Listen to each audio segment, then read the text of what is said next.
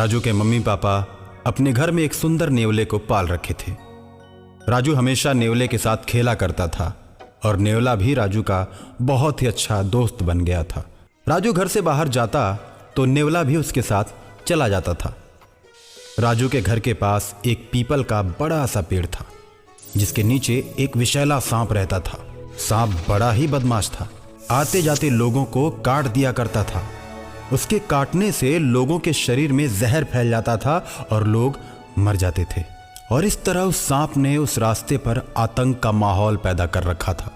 लोगों ने राहगीरों को बचाने के लिए पेड़ पर एक तख्ती लिखकर टांग दी थी और उस तख्ती में लिखा था, कृपया सांप से सावधान रहें।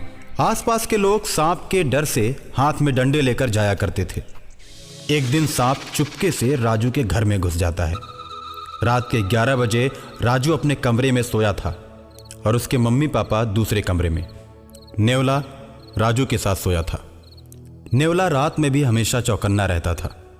सांप राजू के कमरे में घुस जाता है और जैसे ही राजू को काटने की कोशिश करता है, नेवला सांप की गर्दन को पकड़ लेता है। दोनों में भीषण लड़ाई होती है और अंत में नेवला सांप को मार देता है। सांप का खून घर के दरवाजे से बाहर की ओर आने लगता है। राजू दरवाजा बंद करके सोया है। उसके मम्मी पापा दरवाजे के बाहर खून देखते हैं तो सोच में पड़ जाते हैं। उन्हें लगता है कि राजू को किसी ने मार दिया।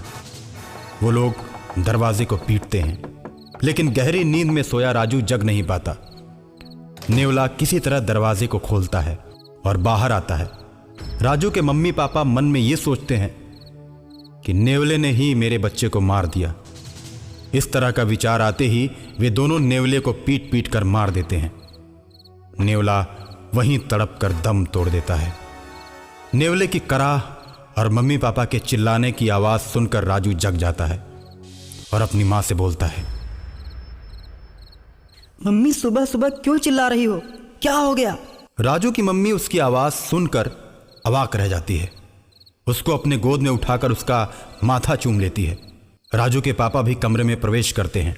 कमरे की लाइट ऑन करते हैं तो देखते हैं कि वहां पर सांप मरा पड़ा है और उसका खून दरवाजे के बाहर तक आया है। शालिनी, देखो ना, इधर सांप मरा पड़ा है। अरे ये तो बहुत ही विषैला सांप लग रहा है। मम्मी, मेरा नेवला कहाँ है? मैं रात को जब सोया तो ये सांप मुझे काटने के लिए आया था। नेवला भैया ने सांप को पकड़ लिया और दोनों में खूब लड़ाई हुई। मैं तो डर की वजह से सो गया, लेकिन नेवला भैया ने सांप को मार दिया और मुझे गोद में लेकर सो गए। राजू की बात को सुनकर उसके मम्मी पापा दंग रह जाते हैं और मन में सोचते हैं कि हम लोगों ने बहुत बड़ी गलती कर दी। जिसने मेरे बच्चे की जान बचाई, हमने उसी की हत्या कर दी। और मरे हुए नेवले को देखकर राजू रोने लगता है। किसने मारा मेरे दोस्त नेवले को? किसने मारा? राजू के मम्मी पापा उसकी बातों का कोई जवाब नहीं देते और अंदर ही अंदर अपने किए पर पछताते रहते हैं। ऐसे ही कई दिन बीत जाते हैं। राजू हमेशा नेवले के बारे में सोचता रहता है। रास्ते में अक्सर ही दोस्तों से अपने नेवले के बारे में बात किया करता था। अकाल मृत्यु के चलते नेवला और सांप दोनों प्रेत आत्माएं बन जाते हैं। नेवले की आत्मा हमेशा राजू के इर्द गिर्द घूमती रहती है और एक दिन रात को राजू के पास नेवले की आत्मा प्रकट होती है और राजू से कहती है, तुम्हारे मम्मी पापा ने मुझे पीट पीट कर मार डाला।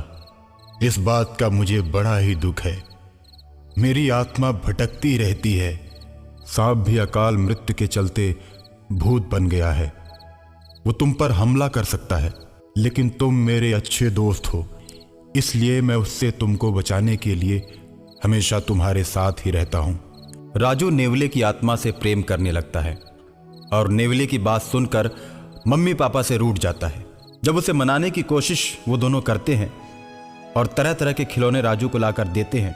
मेरे दोस्त नेवले को तुम दोनों ने पीट पीट कर मार डाला। तुम दोनों गंदे मम्मी पापा हो। अब मैं किसी से दोस्ती नहीं करूंगा। तुम मेरे दोस्तों को भी पीट पीट कर मार डालोगे। तुम हमें अकेले देखना पसंद करते हो, मेरे दोस्तों को बिल्कुल पसंद नहीं करते, इसलिए मैं भी तुम लोगों को पसंद नहीं करूंगा। जाओ, मैं तुम लोगों से बात नहीं करता। नहीं राजू, खून देखकर हमने सोचा कि नेवले ने तुम्हें मार दिया है। इस भूल में हमने गलती कर दी। नहीं राजू, मम्मी पापा को ऐसा नहीं बोलते। मैं भी जानता हूं कि तुम्हारे मम्मी पापा ने बचपन से मुझे अपने बच्चे की तरह रखा था। अनजाने में मैं मारा गया। मेरी आत्मा हमेशा तुम लोगों के साथ रहेगी। जब भी तुम्हारे ऊपर संकट आएगा, मैं तुम लोगों की मदद करता रहूंगा। और अचानक एक दिन सांप का भूत राजू को मारने के लिए आता है। राजू को अपनी पूंछ में लपेटकर हवा में उड़ जाता है। राजू मदद के लिए अपने दोस्त नेवले को याद करता है।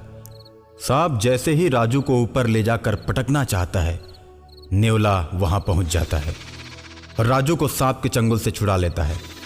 सांप नेवले पर टूट पड़ता है। सांप नेवले को पकड़कर उसे पेड़ के पास ले जाता है जहां वो रहता था। अब तो मेरा जहर और भी तेज हो गया है। देखता हूं मेरे जहर से तुम लोगों को कैसे बचाते हो। इतना कहकर सांप गायब हो जाता है और बहुत से लोगों को काटकर उन्हें मौत के घाट उतार देता है। लोगों को परेशान देखकर एक तांत्रिक बाबा आते हैं और कहते हैं, एक सांप भूत बन चुका है, वही लोगों को मार रहा है। बाबा, हमें उस सांप के प्रकोप से बचाइए, नहीं तो वो हम सबको मार देगा। तुम लोग परेशान मत हो। ऐसा कहकर तांत्रिक बाबा बीन बजाने लगते हैं।